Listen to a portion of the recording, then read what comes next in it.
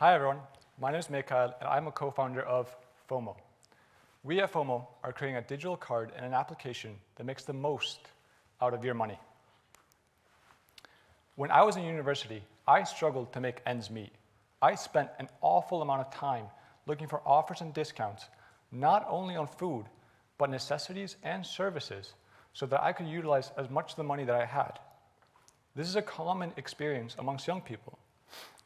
People today have a hard time to maintain on track and struggle with looking for discounts and give up. And from my experience in digital marketing, as well as from what market research shows, 99% of businesses miss the opportunity to gain a new customer because they're talking to the wrong ones. This creates an incredible amount of waste in ad spend, as well as a loss in return on investment, which ultimately leads into higher overhead, as well as hurting the companies and the consumers. And I began to think to myself, why isn't anyone addressing this gap? Fomo bridges that gap, and we aim to become the honey of real-time purchases. Honey is a web extension that automatically finds coupon codes online and applies them to when you're shopping. However, Fomo is unique because we use shopping cart level information from real-world purchases paired with our proprietary machine learning algorithm that enables Fomo cardholders to receive the best offers for them. Big words, but what that really means is that our users will receive discounts on products and services that they actually want, built seamlessly into the solution, creating a hassle-free experience. The digital ad spend market is growing and has been growing 10% year over year since 2006 and has amassed to a size of approximately 65 billion euros annually as of 2020. And we aim to expand into the United Kingdom, Sweden, Norway, and the Netherlands, as are some of the leading countries in the digital ad spend space within Europe, and we believe Fomo would fit well within the strategies of those companies. And of that market share, we want to address at least 2%, creating a market opportunity of approximately 550 million euros annually and growing. How we make money. We offer businesses a targeted way to reach new and current customers to optimize their ad spend. With our platform, our dashboards, and engine, we provide them with insight about their target audience, as well as make sure they're talking to the right consumers at the right time. We're providing them with multiple levels of subscription and make sure that their goals and needs are the #1 satisfaction. And secondly, we'll be focusing on anonymized data as an enterprise solution for third-party advertisers and manufacturers based on real-world consumer behavior that hasn't been seen before. In 5 years, we aim to have traction in 5 countries, 620 recurring customers, and that will translate to 7.5 million in yearly revenue. Where we're heading. In the past 2 months, we've created a fully functioning prototype that we're eager to show off to possible partners, and as well as we're already in discussion with some of the largest companies in Iceland to adopt Fomo into their ecosystem. Today, we're seeking 300 million ISK in venture funding for a 24-month runway to focus on mitigating risk and compliance, access to data, data storing, and user experience, and by February of 2022, have created key partnerships and developed the product much further than we already are. Then, by August of 2022, have a branding and marketing strategy, and already have the paying customers in Iceland to begin rolling out the product. Then lastly, having mitigated the risk for expanding into the European market, and as well as by February 2023, honing our sales funnel and customer acquisition strategy to ultimately then enter the European market. We're a team of hungry doers with a shared vision, with ranging skills ranging from sales and marketing, IT, machine learning, business development, software development, and last but not least, innovation. And what we have in common is our shared experience in the fintech industry at SaltPay, and we've seen where the space is headed. We have the map, we have the vision, Can you power our engines and help and join us on this journey to help make the lives of people better? Thank you.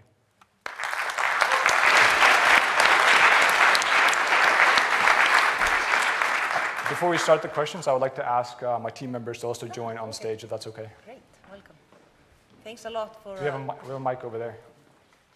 Yeah, sorry. for a good presentation. Thank you. Could become a very powerful product that you are working on, but also you are, stepping into a fierceful competition Right. with a lot of players and very strong players in the market. Can you maybe give us a better insight on the background of the team that will help you on that journey? Well, we don't have all 5 members Since you here. have all of you here. Yeah, we almost have all. We're missing one, yeah. unfortunately. Yeah. You couldn't make it today. But the background is, like I said before, was at SaltPay and Borgun, where we learned a lot about the acquiring side of the business and what that meant into. And that's kind of where we built the product itself. It's on a third-party acquirer that gives out and issues the cards for us, so we can focus on the consumer experience and make sure that the consumer is the heart of the product itself, and we don't have to think about issuing the cards and having the infrastructure for that. And so that's the idea behind it. You talked about that you want to go to Europe, like market in Europe. Correct. Is there any market that where do you want to start?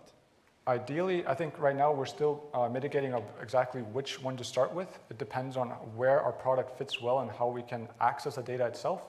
That kind of depends on the strategy of if we go and write against the EPOS providers. And so that kind of depends on how we can optimize our development and not have a quicker turnaround to make sure that we can get as many companies on board by getting one EPOS provider, and then get a lot of companies that we can provide our services with. And so that's kind of the idea, is to make sure that when we select a country, that we can pair ourselves well within that country and the EPOS providers there to give better service for the companies that are existing in that specific country. As you said, you are relying a lot on the users of your cards to build, a product for your actual customer. Correct. So how are you going to do that? How are you going to get people using your product? Right, that's a good question, how we get that. I think if Charlotte might want to come in on that. So can you hear me? Yeah. So we've been doing a lot of just interviews, research with people we don't know. We had a partnership with Mackay and offered people to come just from anywhere and just have a bowl in a change of interview. And the main message from that interview is that if we can offer some better benefits than existing cards offer, people are willing to change and try something new. Especially our target group, which is young people from 20 to 35, young professionals, students, new families, and it's very important for them to get their benefits through their cards and their payment solutions. Is there a critical mass that you have to reach through to get things going, or when can you really start? Yeah. Sorry? Is there a critical mass of users that you need to get going?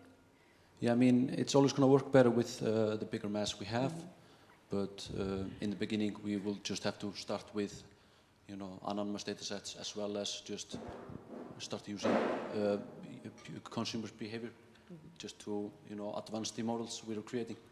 Okay. So it's always going to be better with more mass, definitely. Yeah, definitely. I'm just going to ask you, I saw on the photos and maybe in your team, it's just boys. Yeah, I know. Our first hire, I promise, will be a female, and we want diversity. It's not that we just want to be 5 white guys. It's not the idea. It's just it happened to be that way. But just make sure to give her also stock options in the company. Yeah, definitely. 100%.